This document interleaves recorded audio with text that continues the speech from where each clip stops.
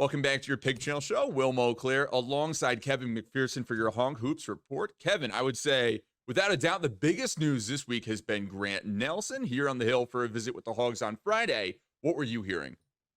Yeah, well, and you and I actually had an update on Friday, and that was We really did. while the visit was still kind of in its late stages. I'd had a report a little bit earlier that day, and it was going very well.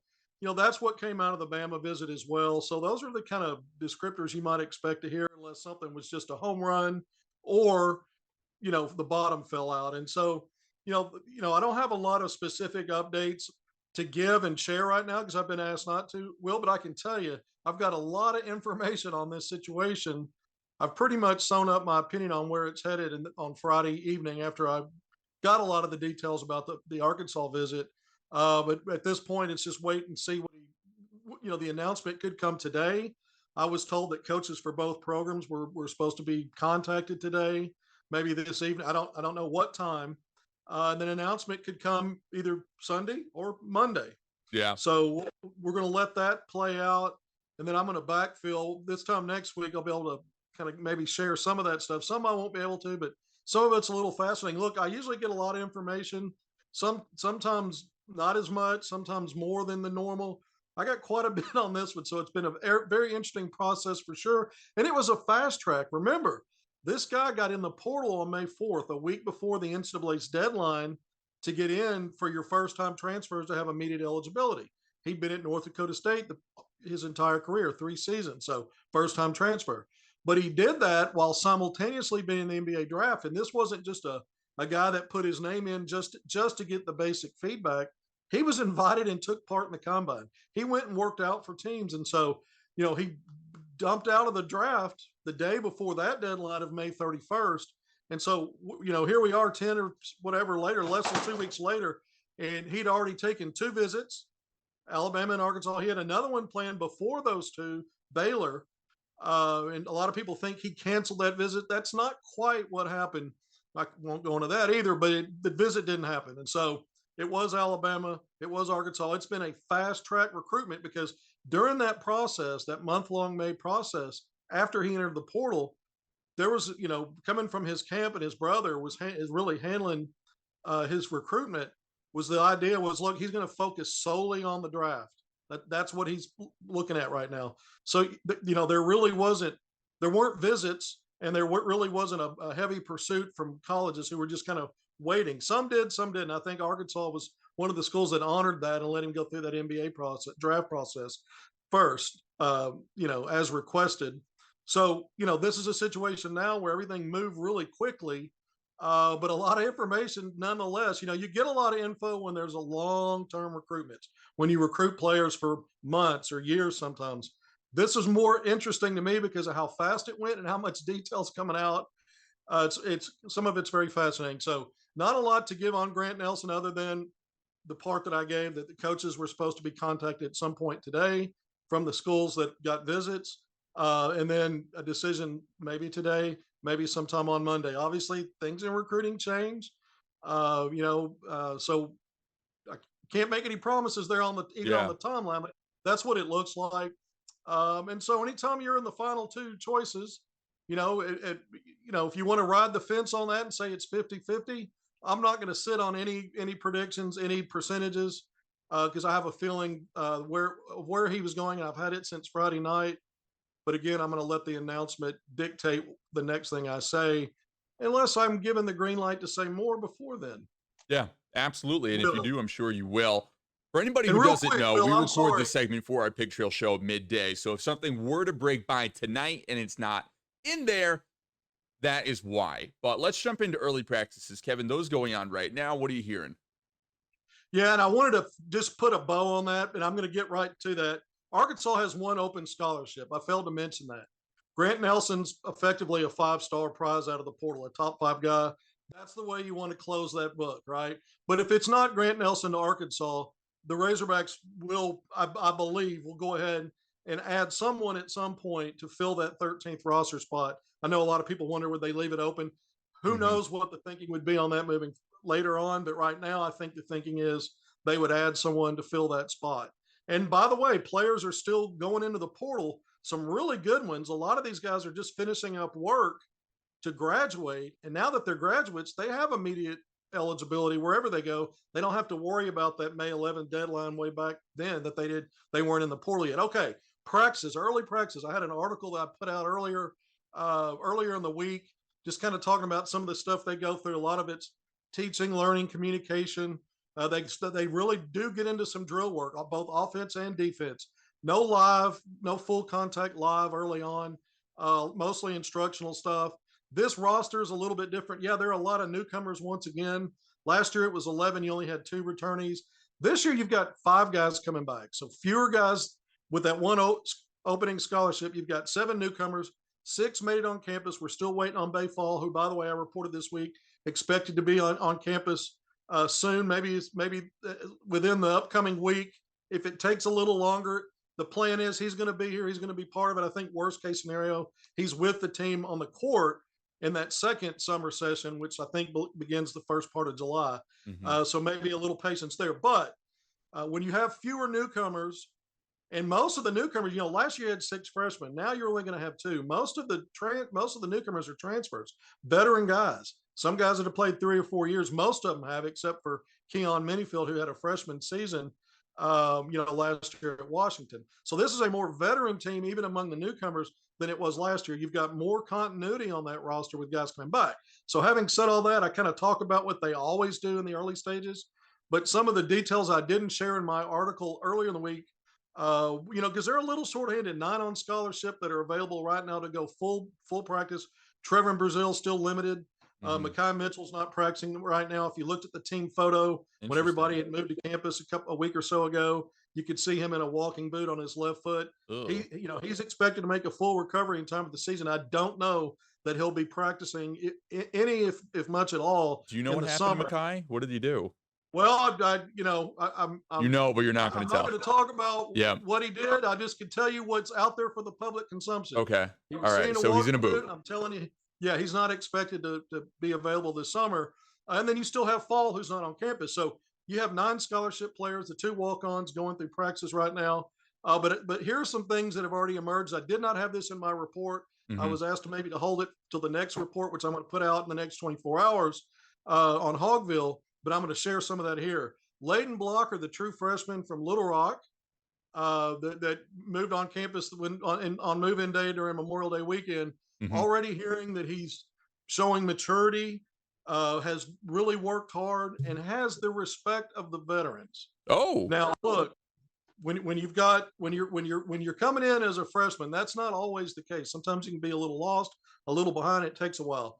When you start hearing those things early, some maturity, respect from the veterans, some of these things, that tells me there's a little bit of it factor in a guy that was prepared when he came in to hit the ground running. So I think those are positives, because as a player, this young man, I don't know what his minutes are going to look like. I'm not trying to project that right now. Yeah. But that's a positive feedback. Jeremiah Davenport, the 6'7", 3-4 combo, mostly a wing when you look at his ability to shoot from 3 and the volume. Here's a guy that was probably the least talked about when you talk about Arkansas's transfers, but I'm heard just his 3-point shooting so far, what they've seen in drill work. They chart stuff, throughout. And so far that he's been a bit of an eye opener with the 3 shooting. And I know fans want to hear this. Jalen Graham is the only frontliner right now on scholarship. When you really consider a true 4 or 5, Jalen Graham, like I mentioned, the guys that are still out for now are not full participants. He's a guy that is a full participant on that front line.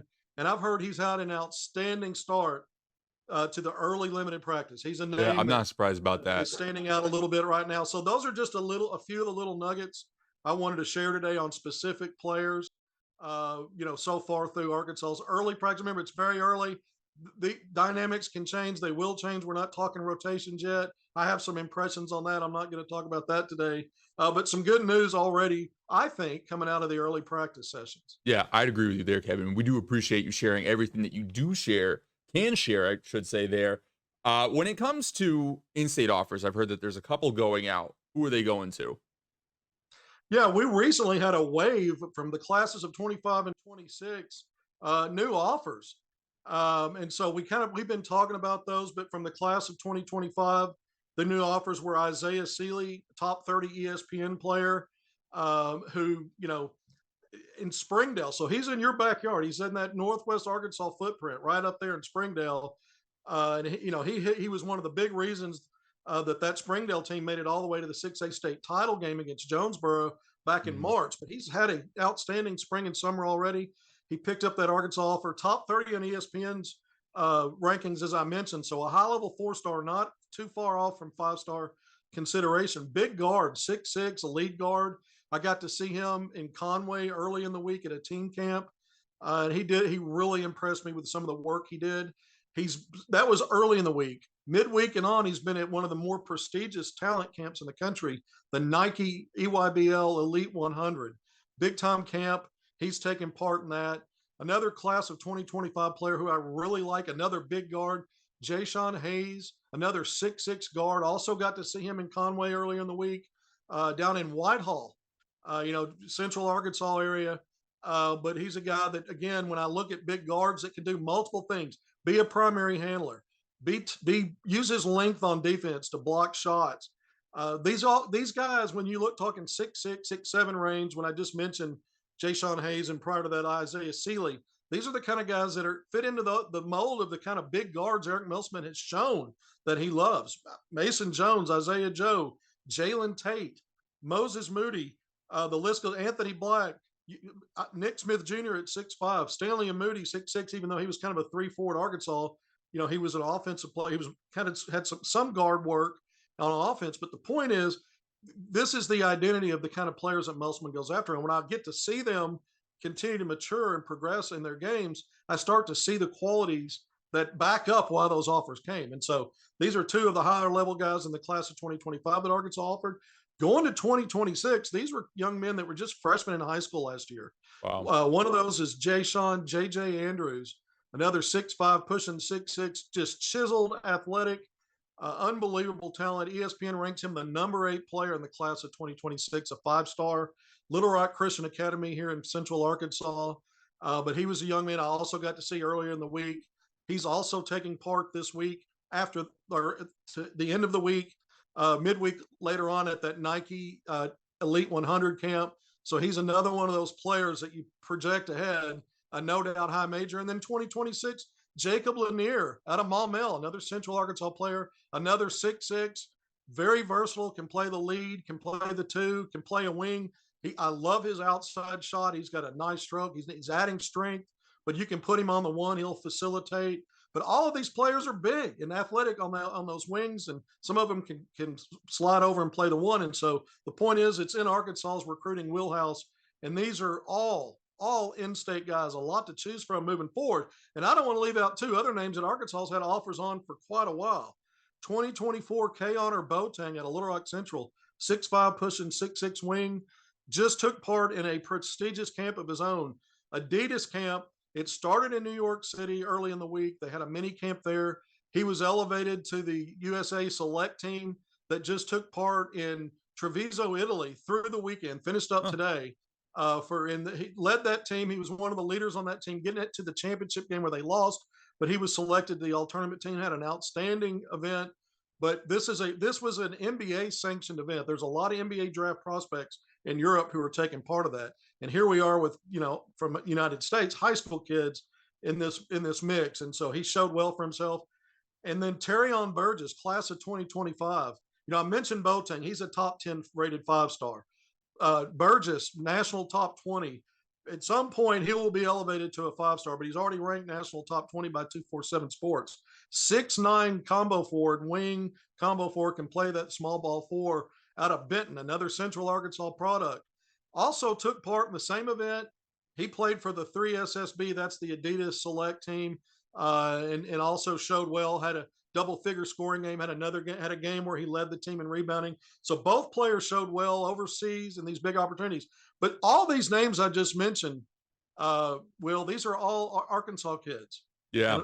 And already they're performing big time on national stages, and they have Arkansas offers. That's awesome to hear about all the talent that we have in state there. It's going to be exciting to see which ones develop the way that we need them to to be Razorbacks here. Kevin, I said we always talk Pro Hogs here on this report, but we obviously don't have any in the finals right now. But the draft right around the corner here, and we do have several names in there. I don't want to say what you're most excited about, but what are we hearing about leading up to this draft? Well, I think I think it's pretty much assured at this point. I mean, I I better be careful there, but I think Arkansas is going to have at least 2 first-round draft picks, and Anthony Black to me is probably locked into that top 10. If he's not locked into the top 10, I think he's not going to fall out of the lottery. I just don't see it. And that's the top 14 picks. And there's talk that he might be moving himself and improving himself closer to the top 5. So, it's always going to boil down to what teams are positioning and putting out smoke signals and which ones are serious.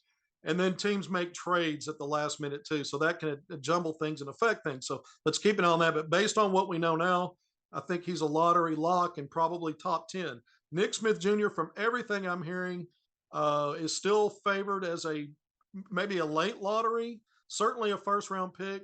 I'd be surprised if he fell out of the top 20, but most of what I'm hearing is a belief that he's going to end up being a lottery pick. And I can tell you this, the workouts that he's had, 2 of them are publicly known, so I can talk about those. The Washington Wizards, pick number 8. He followed that up with a workout with the Miami Heat. They're picking in the teens, but they're talking about trading up into the lottery. And that was part of the reason he went to that workout.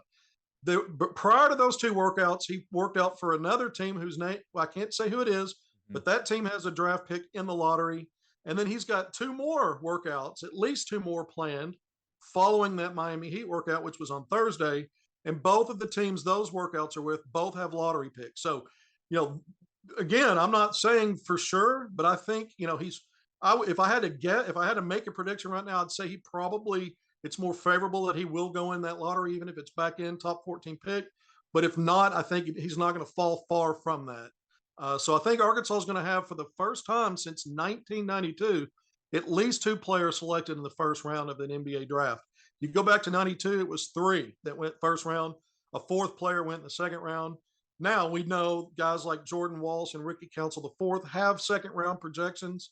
I'm interested to see as this plays out.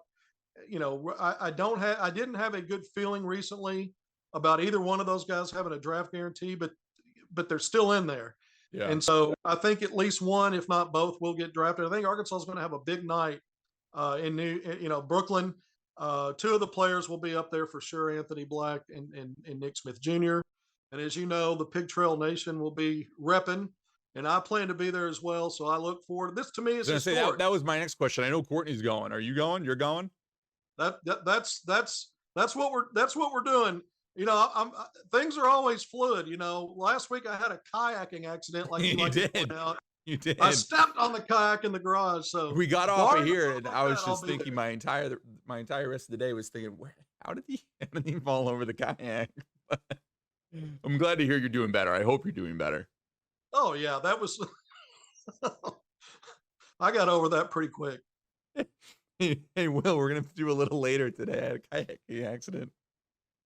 No, we're just good. Kevin, you made me laugh last week. I appreciate it in there. I don't care.